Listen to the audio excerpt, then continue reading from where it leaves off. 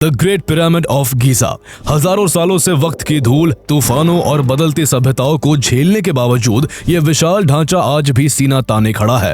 हैरानी की बात यह है कि जितनी तेजी से मॉडर्न टेक्नोलॉजी और साइंटिफिक रिसर्च आगे बढ़ रही है, इस पिरामिड का रहस्य उतना ही गहरा होता जा रहा है। जरा सोचिए, आज से करीब 4,500 साल पहले जब इंसान के पास ना तो कोई मॉडर्न क्रेन्स थी और ना ही हैवी कंस्ट्रक्शन मशीन्स, तब 23 लाख विशाल पत्थरों को इतनी सटीकता के साथ एक के ऊपर एक कैसे जमाया गया होगा। हैरानी तब और बढ़ जाती है जब पता चलता है कि इन पत्थरों का वजन 2 टन से लेकर 80 टन तक है और इन्हें गीजा से लगभग 800 किलोमीटर दूर आसमान से लाया गया था।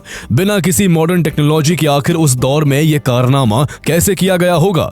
ग्रेट पिरामिड ऑफ गीजा समेत इजिप्ट में मौजूद कुल 138 पिरामिड्स को हजारों साल पहले इस एक्यूरेसी के साथ बनाया गया था, जिससे लगता है कि उस समय के लोगों को अर्थ, डायरेक्शंस और सेलेस्टियल इवेंट्स के बारे में ऐसा ज्ञान था जो मॉडर्न साइंस को समझने में काफी समय लग गया।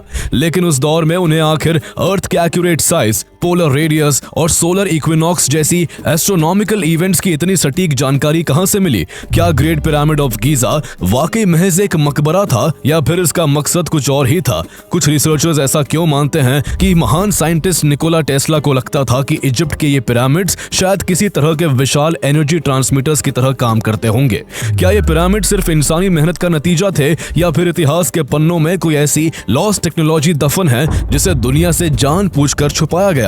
आइए आज इन महान पिरामिड्स के रहस्यों की परतों को एक एक करके खोलते हैं और समझने की कोशिश करते हैं कि आखिर वो सच क्या है जिसने हजारों सालों से पूरी दुनिया को हैरान कर रखा है। इजिप्ट अरब वर्ल्ड का एक बेहद प्राचीन और ऐतिहासिक देश रहा है, जहां हजारों साल पहले ऐसे राजाओं ने राज किया जिनके पास दुनिया में सबसे ज्यादा दौलत शोहरत हुआ करती थी। इसी देश में वो नाइल रिवर बहती है जिसे दुनिया की सबसे लंबी नदी माना जाता है। लेकिन आज जब इजिप्ट का नाम लिया जाता है तो सबसे पहले जिस चीज की तस्वीर दिमाग में उभरती है वो गीजा के पिरामिड्स है।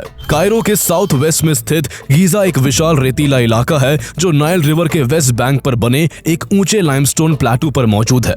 इसी पर किसी अडिग चट्टान की तरह ग्रेट पिरामिड ऑफ गीजा खड़ा है, जिसकी बेमिसाल बनावट देखकर हर कोई दांतों तले उंगली दबा लेता है।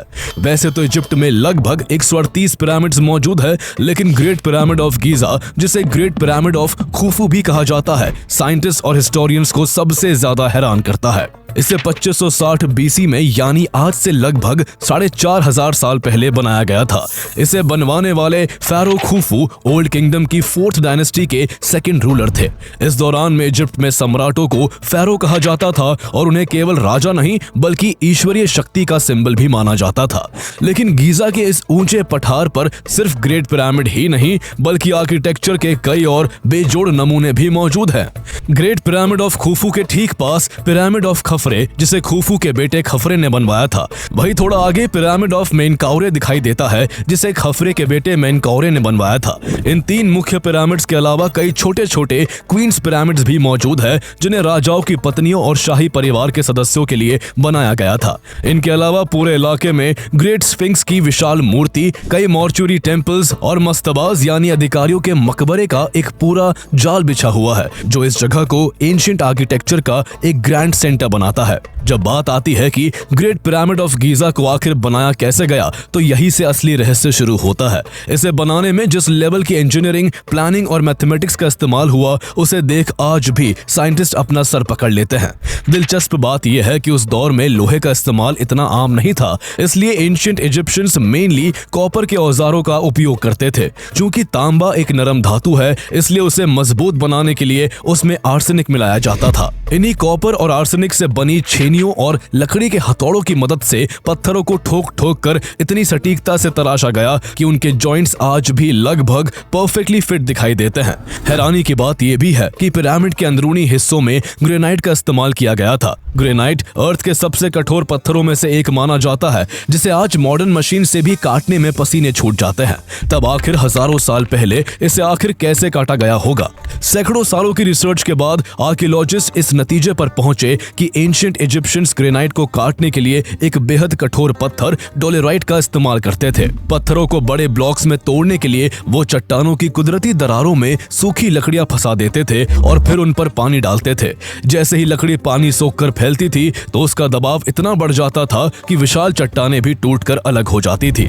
इसी तरह बड़े बड़े पत्थर के ब्लॉक्स तैयार किए जाते थे जिन्हें बाद में पिरामिड्स के निर्माण के लिए इस्तेमाल किया जाता था। माना जाता है कि पिरामिड को तैयार करने के लिए 20 से 30 हजार स्किल्ड वर्कर्स ने 20 सालों तक दिन रात मेहनत की थी। गीजा के पास हुई आर्कियोलॉजिकल डिस्कवरीज से पता चलता है कि ये लोग कोई गुलाम नहीं थे बल्कि ट्रेंड वर्कर्स और कारीगर थे जिन्हें सबसे बेहतरीन सुविधाएं दी जाती थी। उन्हें पहनने को अच्छे कपड़े, खाने को भरपूर राशन और रहने के लिए पक्के मकान दिए जाते थे ताकि वो लंबे समय तक कंस्ट्रक्शन साइट के पास रहकर लगातार काम कर सके। जब किसान अपने काम से फ्री हो जाते तो वो भी राजा के सम्मान में पिरामिड बनाने के लिए हाथ बटाने आ जाते थे। इस तरह हजारों लोगों की लगातार मेहनत और बेहद सख्त प्लानिंग के बाद करीब 20 साल में ये पिरामिड बनकर तैयार हुआ। लेकिन जब ये कंप्लीट हुआ तो इसकी विशालता ने सबको हैरान करके रख दिया। इसमें कुल मिलाकर लगभग 23 लाख विशाल पत्थर लगाए गए थे।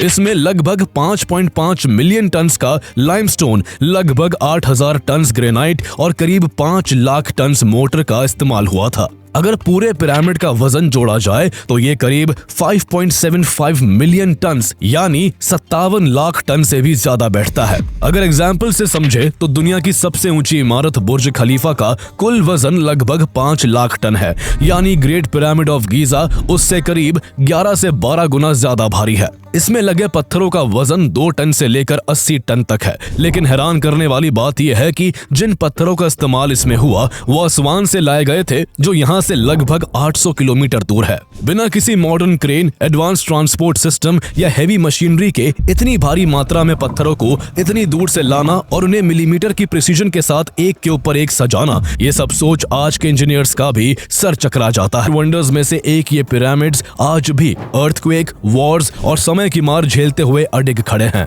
फ्यूचर में इंसान चाहे जितनी तरक्की कर ले, लेकिन जब भी इंजीनियरिंग मार्वल्स की बात होगी तो ग्रेट पिरामिड का नाम सबसे ऊपर आएगा।